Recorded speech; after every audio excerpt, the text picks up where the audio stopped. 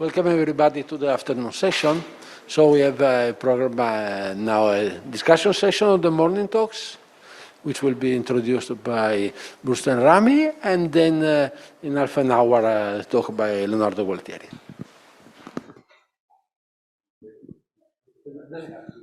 Does it work?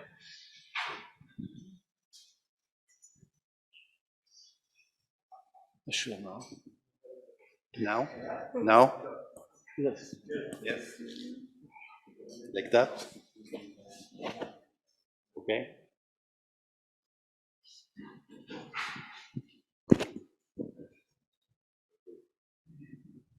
Okay. Now it's okay? Good. So this, I hope, will actually be a discussion. Is not? I don't know. It's working? Not working?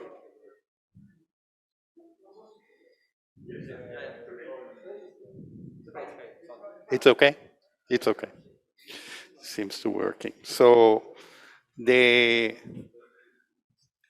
I would like to have your opinion on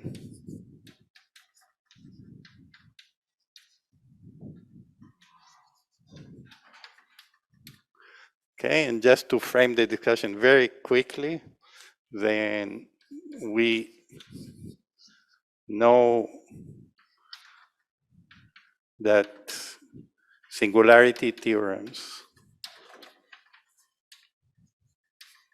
say that we cannot, so a black hole, by a black hole I mean the celestial object that is the final state of gravitational collapse. Okay? And the singularity theorems tells us that at least normal matter cannot exist there because it will collapse.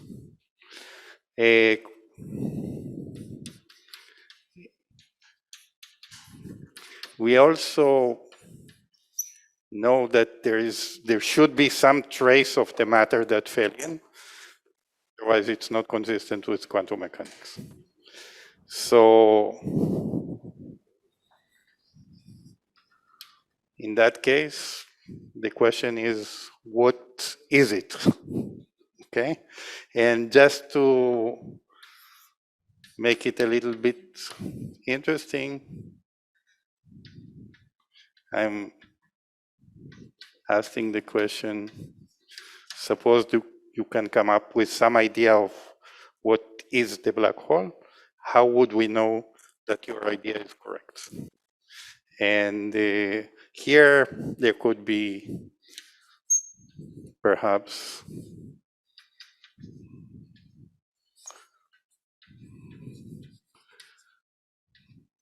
one answer.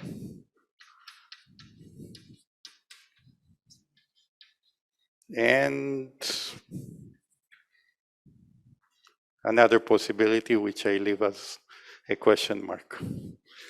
And I'm pretty sure that many of you have some idea about answering these questions.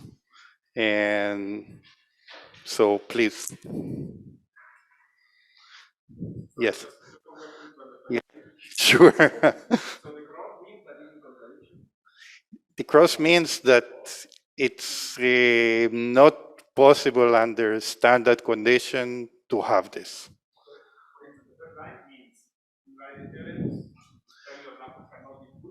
Yes, it means that they cannot, a normal matter cannot exist there because it will collapse. Versions of singularity theorems. For example, there is a very nice paper by Buchdal saying that a sphere of fluid under normal situation cannot be stable when it's a little bit larger than its Schwarzschild radius. Oh, sorry. This is a version of a singularity theorem. Well, I mean, like the standard intuition I have is that they tell you the space-time is not complete, but doesn't tell you anything about singularity. So it could be that.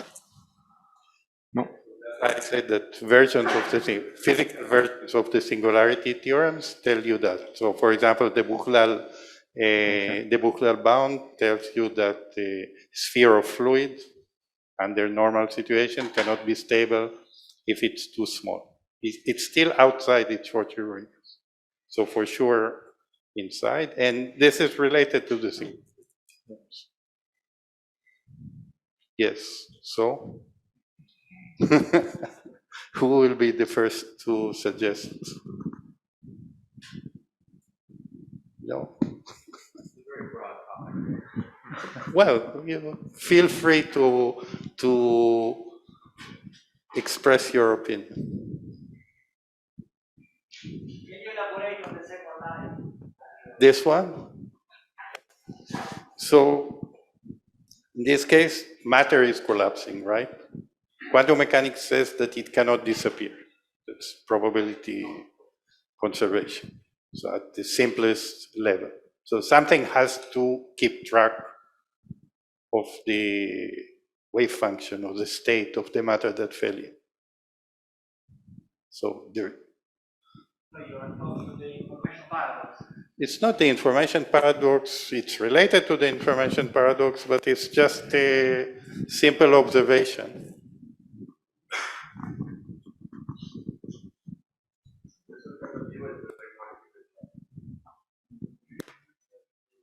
Okay, maybe. Yeah, there's an observation by Castillo. Yes, so it's in a way similar to the situation of the classical atom before, yeah, and that's what it's, the situation is similar to the situation of a classical atom before we knew about quantum mechanics. The only difference is that a black hole at the center of a galaxy has a radius which is 10 to 9 kilometers. Could be, so right. Yes, so that's the paradox. Yes, I mean, but why the problem is paradoxical. well, it's a question that we have to answer, right? And so in this case, it's not clear that the solution will be the same as the solution of the atom.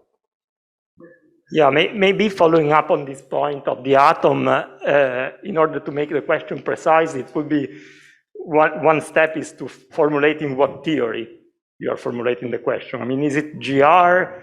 Is it string theory? It may get different answer, right? Okay, in this case, but is there a single answer?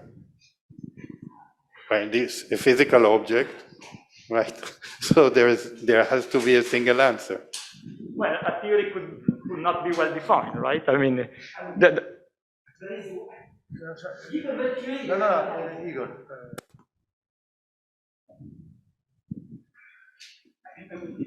Sanchez?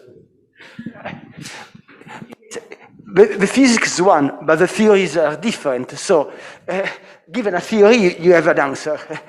So, what theory? And each theory may have an answer or may not have an answer. So, it depends on the theory.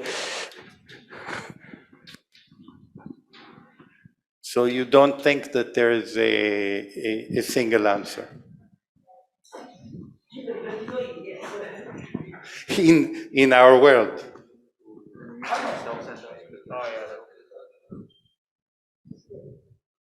Paolo. Yeah, a comment about the second, the empty quantum mechanics. Yeah, and also an announcement for people following online. If you want to unmute and talk, please be free. But so thinking about black holes as real objects forming in the universe, they should form from matter, right? Or from something. They do form from matter. So is the second option a possibility? Because, I mean, they cannot really be empty because matter, after forming a horizon, should go somewhere, right? So, but the problem in this case is that matter, we have many indications that cannot be stable, right? So how to combine these two apparently contradicting facts, right? So on the other hand, we know that they exist, they form from matter, and they are physical objects. Our world is quantum mechanical, so they should be described by some state. Right.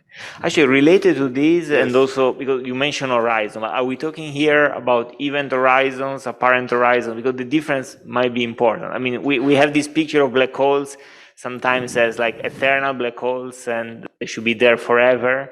But in reality, I mean, we never really form an event horizon, right? And maybe we will never test it. Right. So in that case, by horizon, I mean simply the place where light cannot escape, classically. Okay. So you should pick your own. It's probably apparent horizon. Yeah, or trap surf, is the closest concept to this. So there's right. Yes, Nias.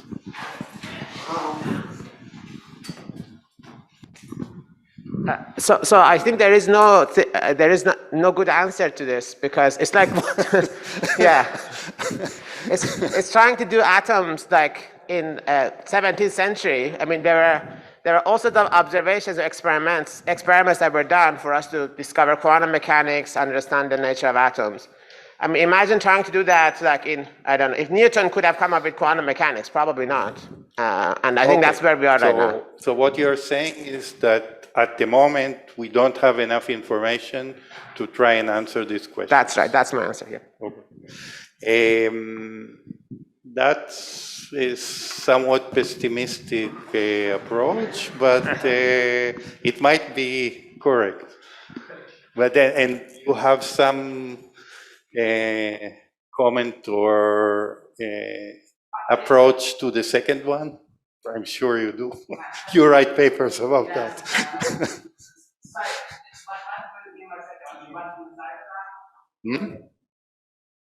I don't understand the second line. This one? Yeah. So suppose that you have an idea, or if you wish, what type of, so you're saying that now we don't have enough information. Right, okay, I see. So what type of information or what type of experiments we could hope to get so that we can try and answer this question? Oh, yes. That's the second. Then I have an answer. You look for echoes, that's what it is. That's the answer. Yeah. Just keep looking until you find them. And then. Can I comment on the first thing? So I think maybe it's like, I understand what you're saying, but I think it's maybe a little pessimistic, right? We have a little bit of insight from, we don't understand quantum gravity, right, by any means. We don't even know maybe which quantum gravity theory is correct, let's say, if I'm very conservative. But we have some insights from quantum gravity that tell us, right, from what we know quantum gravity must tell us, that give us a little bit of insight as to what will happen in black holes in quantum gravity, I think, right? So the first thing to say is that the way you have formulated it, it's not really yet a problem, right? It becomes a problem when it's the information paradox, right? This is a theoretical problem that quantum gravity must solve, right? Maybe we can agree. The problem, if you wish, or the question is, how should we describe that celestial object? Yes, I agree. That's the question. But the reason why it is not the answer. The reason why the answer is not a black hole in GR, right, is because of the information paradox, right? Because you wrote down two things, right? Singularity theorem black says hole in GR is a classical description. We know that objects are quantum mechanical. Exactly. So it needs something needs to happen, right? Yes. Okay. So we can all agree on this, but the reason is not because there's no sharp paradox with what you wrote down, right? That's what I'm trying to say. I didn't mean it as a paradox. No, exactly. But what I'm saying is you can make it sharp by formulating the information paradox. This is a sharp contradiction where general relativity as we know it predicts something that is not congruent with quantum mechanics. I mean, I think this is a conservative thing to say, right? But I didn't want to phrase it this way because this raises very emotional reactions from people, and this is a very simple. But I think it's important to realize what we are also solving, right? Yeah. I mean, if you want, you're asking what's inside of a black hole. And maybe I will say elephants, right? But then, then if you say Right. something, then you Right, need exactly. to tell No, me. of course. But what I'm trying to say is like Yes. there should be specific criteria that your model should be solving, right? Yes, And so from quantum gravity, we sort of understand that there's only a few ways that we can solve this, right? And I think roughly it's something happens at the horizon that we didn't expect, right? So it's not empty at the horizon, right? It's not a vacuum state. And or there is some breakdown of locality, right? Okay, so in this case, you're saying that you prefer quantum mechanics. I also do that. But then you have to say something about this stuff Yeah. that's Agreed. inside, and it's clearly something that we don't yet recognize, right? Well, it depends on normal Yes. matter that we recognize cannot be there because Right. it So- doesn't fit. So this is clear, right? Right. This is clear. And so, I mean, in fuzzballs, let's say, right, you have very clear mechanisms of how you get around the singularity Yes, theorem. so in this case, fastballs say that there is matter inside, and that matter is exotic because it's strings of a certain kind. Right? I mean, I would say that the sort of the fundaments of what underlies fuzzballs is not, okay, yes, it's stringy and whatever, but the fundament is that you have extra dimensions and you have topology in these extra dimensions that support stuff that is non-collapsible, right? So this is how it gets around it. Okay, So I think this is I mean, maybe I'm being, I'm splitting hairs, but I think this is, supergravity-based It's- viewpoint. well, it's a supergravity-based viewpoint, but replace this with kind of right. I mean, if you don't have a semi-classical description, then maybe the idea of topology, right? But doesn't- duality, simply by duality, do not admit classical. Sorry. There are some states or microstates that simply performing some duality transformation do not admit a simple supergravity So description. if- So yes. I agree that mostly with what Daniel said, that these topology and higher dimensions are relevant to the game, but hopefully not, because I mean,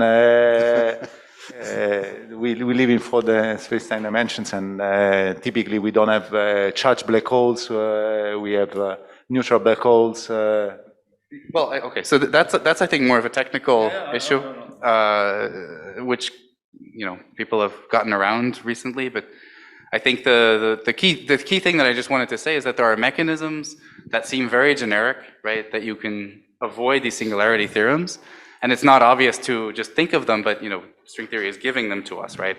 They are these topologies So- in the extra dimensions that we don't see, basically, right? We don't see these. So I actually support this point of view.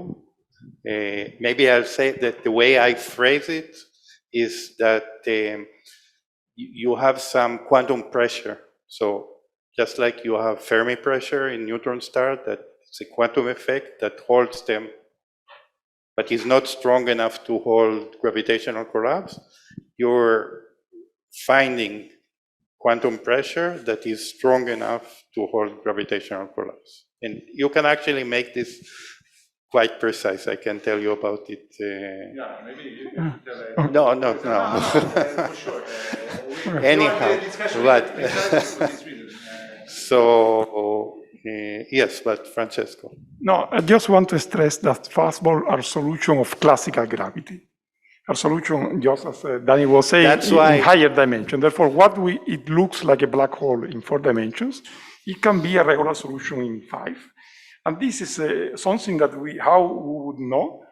As Gregorio explained us today, we are now able to measure the light rings of these objects. And the light rings of a fastball is very different from the light rings of a black hole. How is it possible? The light rings depend also on you see, the light rings are at the same scale that the horizon. Therefore, at that scale, the geometry of a fastball is already very different from the geometry of a black hole. But then it's excluded by experiment. No, because we have still the 10% of. It will exclude. Lisa will exclude that, but.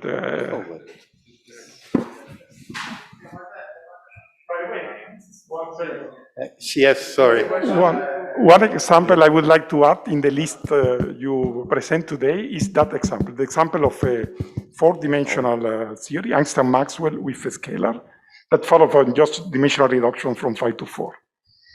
This is a simple example in which you can have something which is singular, but have also a scalar that diverge at the singularity. Therefore, saying that the low energy description breaks down when you are close to it, and then you should go to 5 dimension, not 4. But there was somebody... Yes. So I wanted to continue a bit along the lines of colleague Afshordi. So I'll not call his view pessimistic, modest, humble. So okay, right. Now we can't, the microphone is not working. Close to your mouth. Oh, okay. To go inside of the black hole bit by bit. Okay. This workshop is about horizons, the main topic. So, and this string theory modified gravity object. Bit in the sense of quantum mechanical bit, or bit by bit. I mean, slowly? starting to understand the horizon, whether there is or there is not going directly as first thought to the singular at the center. Yes, I will focus previously to what is yes, not at the center, but at the horizon, which we can, as this workshop is about, we can hope to. But Niash was saying that Yeah. we need more information. Yes. So the second part here is what type of information we can get from foreseeable experiments that will help us answer this question. Yes, Right, I'm so- not an expert, but I will try to pursue as far as possible the new field of gravitational wave astronomy, as far as possible. Gravitational waves, I mean, the new experiments even. Yes, but what? No, I don't. I'm What not. should we look I'm for? not exactly, but yes, it's. I think there is a long way to follow. Yes, in the future. Yes, yeah. Okay.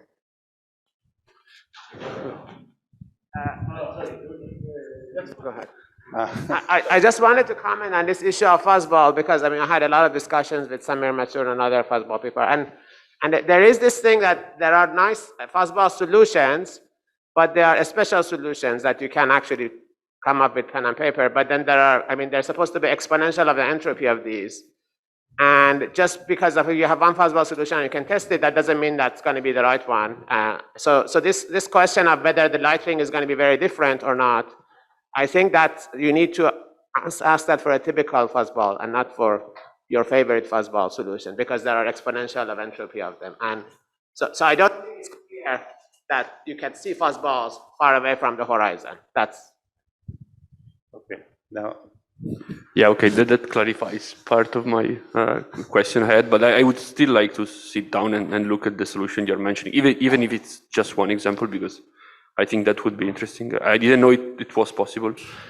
But yeah, so my comment is, yeah, try to understand what kind of experiments we should do. Yes. For example, I think there is great promise in pushing the gravitational window to high frequency, because if something interesting is going to happen, typically it happens at higher energy, not lower energies, right? So actually, my opinion is the opposite. And I think Paolo also agrees with it. If you want to get close to the horizon, you have to look at long times rather than a high frequency. Right, but so, sorry.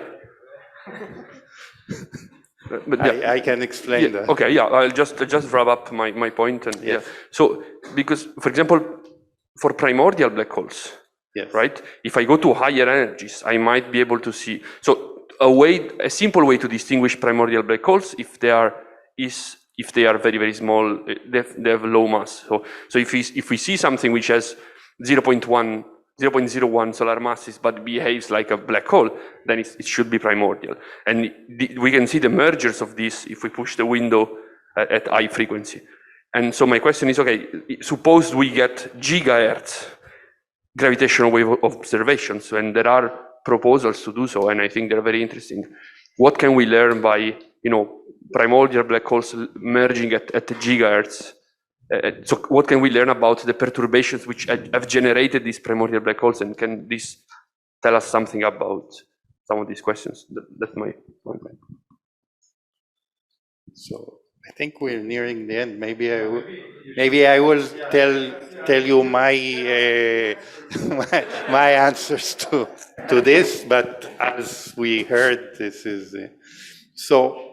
Let me look at the bottom question. So since the objects are very similar to black holes because they are black holes, the celestial black holes are black holes. They have something that is very similar to the horizon. This means that when they are quiescent, when they're not excited, we should not be able to read their state with any real efficiency. And my opinion is that when they're excited, what we will be able to read is delta E over E. When the parameter that is important in this case is delta E over E. So when the two black holes collide, as you were describing very nicely, you get an excited state which decays to equilibrium. The only information that we can ever hope to get is associated with this decay. And the love number, for example, another quantity is the love number, which is also related to the spectrum. You can relate it to the exponential decay to equilibrium. And in this case, you see that there are a few numbers, a few bits that you can hope to read, maybe even now, but for sure in the future. And the connection between here and here is through these numbers. So it's clear that you can have many descriptions that will lead to the same spectrum of decaying objects. And each of these descriptions would be as good as the others, because we can only decide on several. You can add consistency condition and so on, which will somehow narrow the possibilities, but that's it. So, why are love numbers so special? Love numbers can be measured. That's what's special about them. No, you can measure very few things. That's the whole point. No, you can. What I'm saying, what I think also, what is your first name? Carullo. Gregorio. What?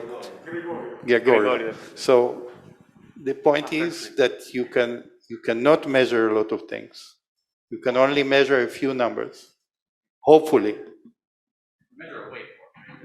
This is what you do, and the waveform comes from some model. Yeah, but most of the information in the waveform is from the classical GR. Yeah, right. So love numbers come from classical GR, right? No, they vanish for four-dimensional classical GR. They vanish for GR. So if you measure love number, it's one number. Okay, yes. How many bits? But if you measure the quadrupole moment of the black hole. An example, in the binary neutron star observation, we have measured roughly the love number, but we didn't measure the quadrupole moment because the quadrupole moment there is a technicality. The quadrupole moment is degenerated with the spin, so it is difficult to measure it independently. While the love number appear in the post-Newtonian expansion alone. Yes, so in practice, it is easier to measure the love number than other things. Right, but why do you expect this to be large for the black holes? So, I mean, there's so no in reason, this right? case, no. But what I'm saying is that unlike neutron stars, if In black the hole, black hole is in the same state as the neutron star, we will see nothing Yeah. because we have a horizon or in GR, I mean, yes. we can wait In classical exponential GR, yes. time to measure the Hawking radiation if you want to think about that. But so we have to find an excited black hole, which luckily we have, and the amount of information will be proportional to the amount of excitation. And then it depends on the details of what is this actual spectrum of excitations, which at the moment we don't know, but we can try and estimate. And so, and most likely it will be most sensitive to the first excited level, or maybe two, and that's it. Sorry, so Yes. one sort of pessimistic view or question. So yeah, I think we agree. Actually, compared to NIASH, it's actually very optimistic. No, mine. The one I'm about to say. The one I'm about to say. Sorry. I think we agree that there are quantities we could, in principle, measure, or we are already measuring, and can provide some constraints. I guess the question is: are those constraints interesting, or do we expect this phenomenology to happen in the events we are seeing, for example, with gravitational waves? Because I mean, the question is, for example, let's take even the view that I trust the fastballs and I look for an atypical state, which is very particular, but still there is a free parameter there that I can tune to be very small, and there is no reason why it should be at the scale in which it will give some phenomenology that I see, right? Yes. I mean, maybe the model is correct. It's just that I'm not gonna see any correction at the LIGO scales, right? Right. So in that case, again, I can tell you why in rotating black holes, these effects should go to the LIGO window, to the LISA window, just because the rotation frequency is similar to the quasi-normal mode frequency, but we can discuss that. But a priori, there is no reason. But all I'm saying is that in this case, even if successful, we will have a few numbers that we can hope to measure. And one of them would be the love number, for example, which is very nice diagnostic because in 4 dimensions, love numbers vanish, at least according to consensus. No, I think by now it's reasonably well established, and there are nice papers about symmetry reasons, which I don't understand. By the way, I think something that Gregorio, for time reasons, didn't discuss, but I think is probably the most powerful test that LIGO and Virgo do right now, are inspiral major ring down tests, which means we have from numerical relativity full waveforms that cover inspiral major ring down. They actually include all the effects we are talking about, multiple moments, tidal effects, everything. But in principle, also that one there. So my point is, if you suppose that you have an infinite, powerful and loud signal. But you don't. But you don't, of course. But I mean, in principle, by comparing those waveforms, which are really pure GR and contain everything and assume black holes, with data, I mean, if you don't see anything there, I mean, that gives some constraint. Of course, if you then see an anomaly, you want to go in details and check. But I mean, it's a very powerful test that you can do agnostically. It's a null test, of course. But. Yes, so I agree with that. And in fact, we try to do it with Colin Capano and Julian Westbrook. And there's some general argument about what type of effects we should look for. So in that case, but the point is that I'm not as pessimistic as Niash, and I'm more inclined to agree with you that there is some information, or could be some information, in the waveforms. In the in-spiral, except for love, I don't know anything that would be very useful because the scales are such that GR should be accurate. I mean, I agree with Daniel. I think that the multiple moments are as good as the love numbers. It's just that the love numbers are 0. The quadruple moment is minus chi-squared. But I mean, it's just really the base fact. I mean, but it's much easier to, I mean, a nice diagnostic is like this. Right? If you have a number that in the standard model vanishes and you find a clear non-vanishing. Yeah, I mean, I can redefine a quadruple moment, which is minus chi-squared plus something else. Fine. Okay, very good. Well, yeah, so love number is a version of a multiple layer measurement. I mean, it just happens that, as what Leonardo was saying, for neutron stars, they are slowly spinning, so the quadruple moment is tiny, and the love number is bigger.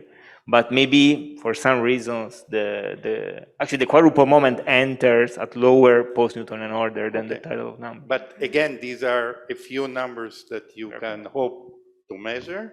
And what this means for theory is that it's likely that we will not know the actual detailed answer to this question, but we will have some ideas about what can and what cannot be done.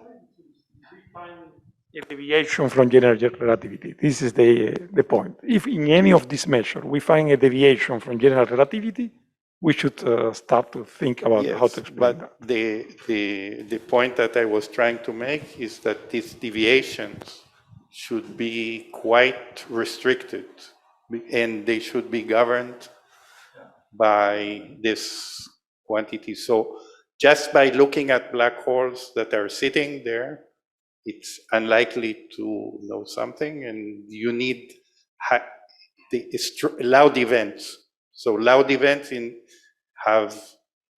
that's why I'm actually interested in finding the statistical strengths of adding weaker events.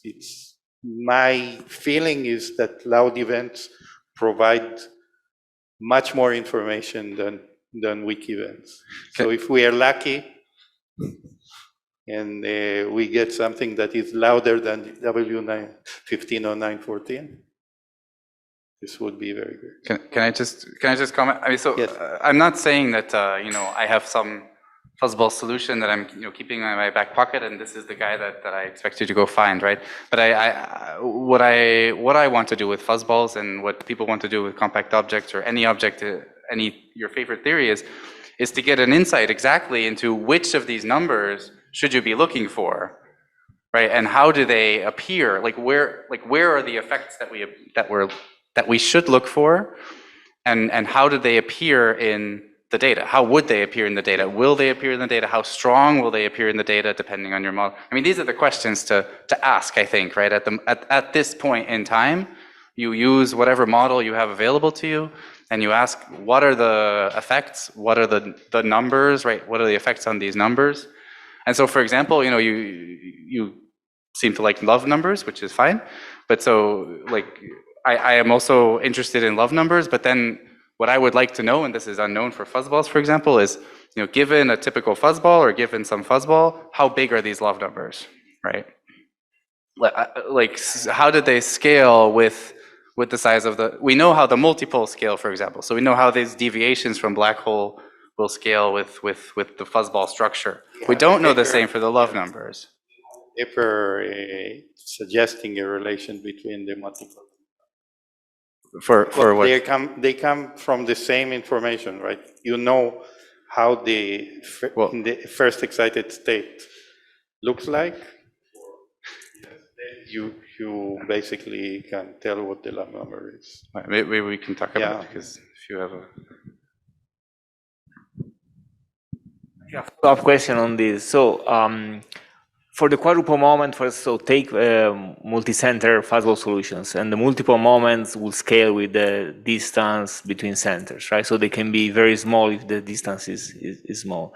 I would expect the same for love number to happen, right? That in the black hole limit, they all tend to the black hole value.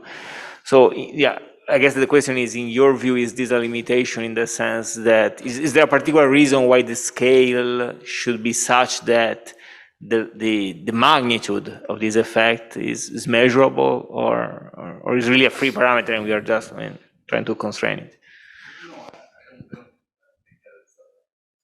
So, Paulo, I think my answer to this is in here.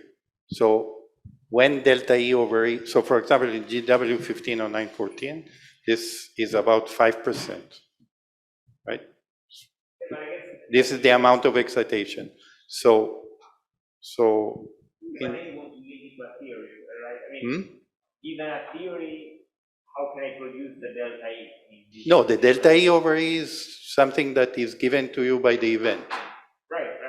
Right? So in terms of a fundamental theory, is this a large deviation or a... Why? It's, in this case, 5% is small excitation, but it's not microscopic, right? Right. So... Yeah, but I mean, rephrasing my question was, I can imagine, I don't know, quadruple moment or a tidal of number or an echo, whatever, that can produce a delta E. The question is the underlying theory that produced that effect reasonable or natural somehow in a sense or not? That's why in this case this is our responsibility to provide something like that. But regardless of the theory, you create a state that is excited by this amount. This means that the perturbation is not microscopically small. So then you can hope, and if you are optimistic, you can hope to see something at that level. But I'm not sure I understand what you mean by those numbers. So, because delta E includes the emission of gravitational waves before. So the way to think about it is that you create an excited state, right? And the amount of radiation going into the event, into the apparent horizon, is roughly the same. There are numerical studies showing that, and it makes sense. Yes, no, I agree. So this is what I'm using as my... So it's roughly the percentage change of the mass between the merger and when it's relaxed. Yes. Okay, now I understand, thanks. Yes. Okay, maybe we can ask... And this is, if you think about atomic physics, coming back to... This is also the case there. If you have an atom that is excited 5%, then you can see things. If it's excited to 1 millionth, likely you will not see. But these are macroscopic objects, right? But quantum mechanics is quantum mechanics. Yeah, but it doesn't have to be coherent. It's a matter, you know. Okay, so you can. If it's classical, if it's not a pure quantum mechanical state, or actually, astrophysical black holes are, in my mind, the purest, because they are created from 10 to the 57. Let's say take a solar mass. The initial entropy is 10 to the 57, and the final entropy, if we believe our calculation, is 10 to the 76. So it's a purity that no one will ever get in the laboratory. No, I agree, but that's also reflects, for example, in the information rate emission of these objects. But that depends on the curvature. So it's just because black holes are just these particularly very compact objects, which are unlike other systems. So there are, for example, if you look at the information emission rates, you see that this is equal as, so the one of black holes is very similar to systems which are close to quantum phase transitions. Yes. But that doesn't mean that the black hole is a system which is undergoing a quantum phase transition. So I think we have to distinguish between analogies which are there and they are very interesting, and things that actually happen in astrophysical, in astrophysical situations, because these might be just classical systems with very peculiar properties, and we have to take this into account. It might be, I'm not saying it is. So so yes, let's let's now try to recap and to continue the program of the afternoon. Yes. Because we can just ask the morning speakers if they wanna join a small question time for them, and in the meanwhile Leonardo will prepare his laptop after this presentation. And let's thank you very much, Brustei.